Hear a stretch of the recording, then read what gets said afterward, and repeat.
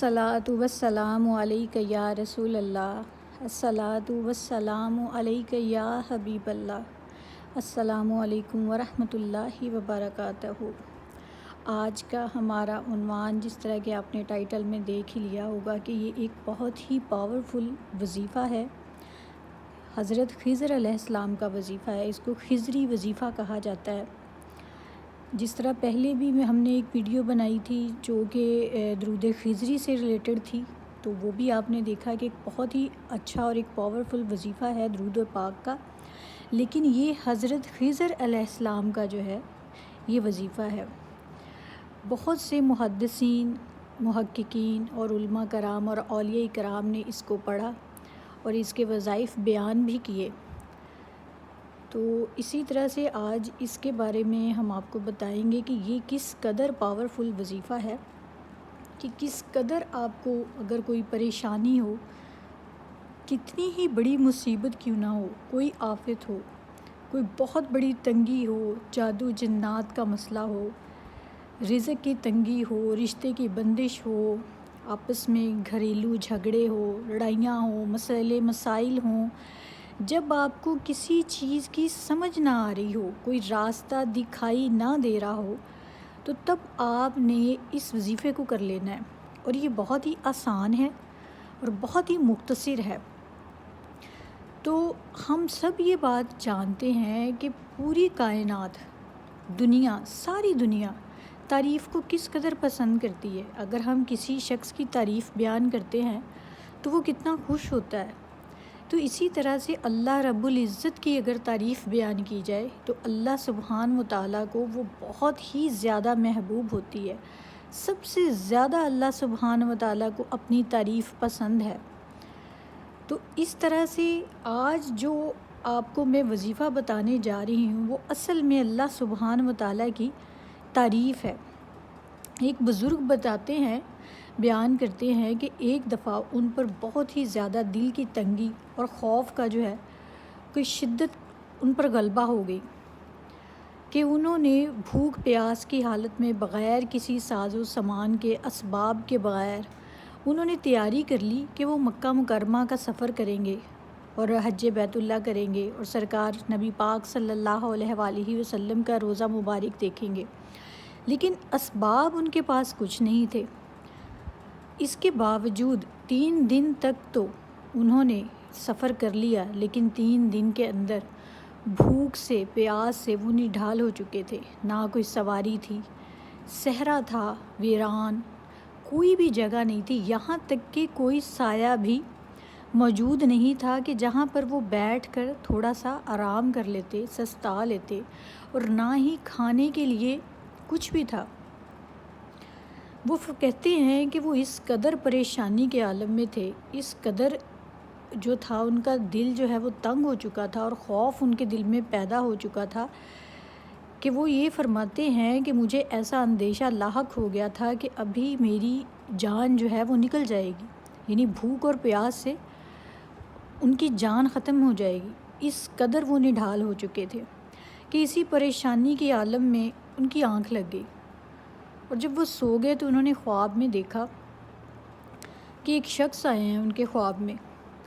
اور ایک شخص جب وہ خواب میں آتے ہیں تو ان سے کہتے ہیں کہ آپ اپنا ہاتھ بڑھائیں میری طرف۔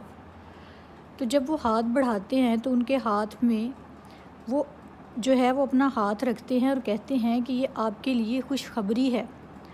آپ صحیح اور سلامت مکہ مکرمہ کا سفر بھی کریں گے، سواری کا بھی انتظام ہوگا، اور آپ کو میں یہ بھی خوشخبری سنا دیتا ہوں کہ آپ میرے آقا رسول اللہ صلی اللہ علیہ وآلہ وسلم کے روضہ مبارک کی زیارت بھی کریں گے۔ جیسے ہی انہوں نے یہ بات کہی تو وہ جو بزرگ ہیں انہوں نے سوال کیا کہ آپ کون ہیں؟ تو انہوں نے کہا کہ میں حضرت خضر ہوں اور میں یہ آپ کے لیے تحفہ لایا ہوں۔ یہ آپ کے لیے ایک ایسا تحفہ ہے جو ساری زندگی آپ کے کام آئے گا، جو کبھی بھی جو ہے اس کی افادیت، اس کے فائدے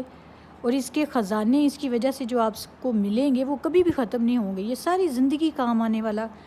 جو ہے تحفہ انہوں نے ان کو دیا، حضرت خضر علیہ السلام نے۔ اب حضرت خضر علیہ السلام نے ان کو کیا فرمایا کہ آپ نے اس کو صرف 3 بار پڑھ لینا ہے، میں پڑھتا ہوں آپ میرے ساتھ پڑھیے، تو اسی طرح سے میں بھی آپ کے ساتھ پڑھتی ہوں، جو میری آڈینس مجھے سن رہی ہے وہ بھی میرے ساتھ ساتھ پڑھے۔ صرف 3 بار پڑھنے کا حضرت خضر علیہ السلام نے ان کو بولا۔ کتنی بھی پریشانی ہو، کتنی بھی تنگی ہو، کتنی بھی مصیبت ہو، کتنی بڑی پریشانی کیوں نہ ہو، اس کے آگے کچھ بھی نہیں ہے۔ تو وہ الفاظ کیا ہیں، وہ وظیفہ کیا ہے جو حضرت خضر علیہ السلام نے پڑھا اور ان کو بتایا؟ وظیفہ ہے بسم اللہ الرحمن الرحیم، یا لطیفم بخلقہ یا علیمم بخلقہ یا خبیرن بخلقہ الطف بی یا لطیف یا علیم یا خبیر یا لطیفم بخلقہ یا علیمم بخلقہ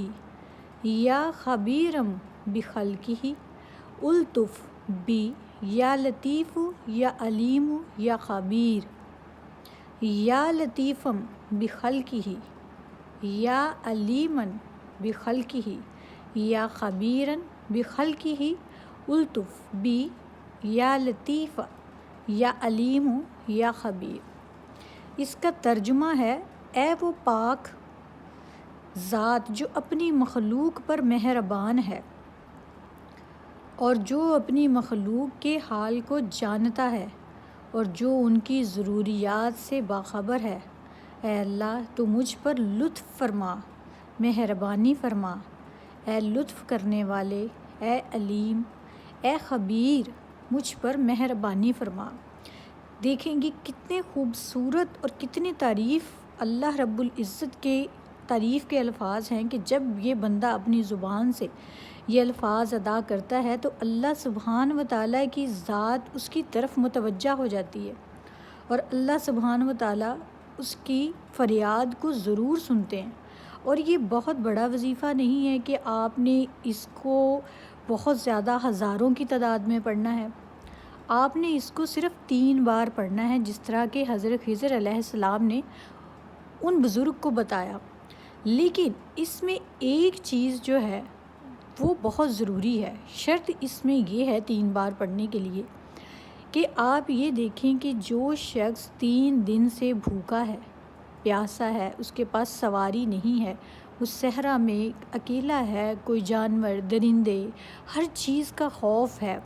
یہاں تک کہ اب کی جان کے جانے کا بھی خوف ہے، کوئی منزل نہیں ہے، کوئی راستہ اس کو معلوم نہیں ہے، کوئی اسباب نہیں ہے اس کے پاس، تو اس شخص نے کس درد سے، کس کرب سے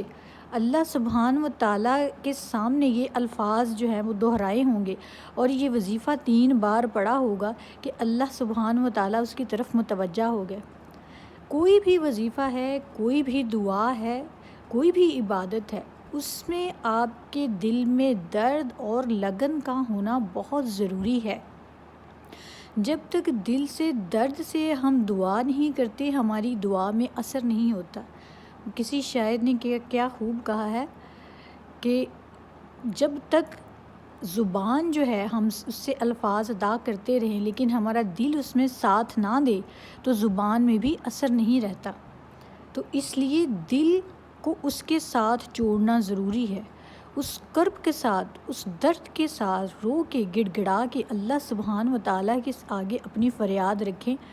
اور اس وظیفے کو صرف 3 بار پڑھیں۔ آپ کوئی بھی تسبیح کر رہے ہیں، آپ کا کوئی بھی وظیفہ ہے ڈیلی کا جو آپ ڈسٹرب نہیں کرنا چاہتے، لیکن اس کو صرف آپ 3 بار پڑھیں اور اپنی تمام تر ضروریات اللہ سبحانہ و تعالیٰ کے آگے رکھ دیں اور پھر اس کو آگے بھی لوگوں کے ساتھ شیئر کریں تاکہ آپ کی وجہ سے کسی کے لیے آسانی پیدا ہو تو آپ کے لیے بھی صدقہ جاریہ جو ہے یہ بن جائے گا۔ جس طرح کہ مجھے پتہ چلا تو میں نے سوچا کہ میں اپنی آڈینس کے ساتھ اس کو شیئر کروں تاکہ کوئی بھی کسی کا مسئلہ، کوئی پریشانی، کسی کی مصیبت، کسی کی رزق کی تنگی اگر دور ہو جاتی ہے تو اس میں صدقہ جاریہ میں بھی شامل ہو جاؤں، تو اس میں آپ بھی شامل ہو جائیں اور اپنے جاننے والوں کو، اپنے چاہنے والوں کو، اپنے پیاروں کو، اپنے عزیز و اقارب کو پریشانیوں سے، مشکلات سے نکالیں، اللہ سبحانہ و تعالیٰ کے اس وظیفے کی طرف ان کو مائل کریں۔ اللہ سبحانہ و تعالیٰ انشاءاللہ تعالیٰ ان پاک ناموں کے طفیل آپ کی تمام تر پریشانیاں ضرور دور کریں گے، اور یہ ایک خضری وظیفہ ہے اور یہ اتھینٹک وظیفہ ہے، اس کو آپ ضرور کریں، اول و آخر درود پاک پڑھیں۔ انشاءاللہ اللہ سبحانہ و تعالیٰ آپ کی تمام دعائیں جو ہیں، تمام حاجات کو قبول و منظور فرمائے گا۔ جزاک اللہ۔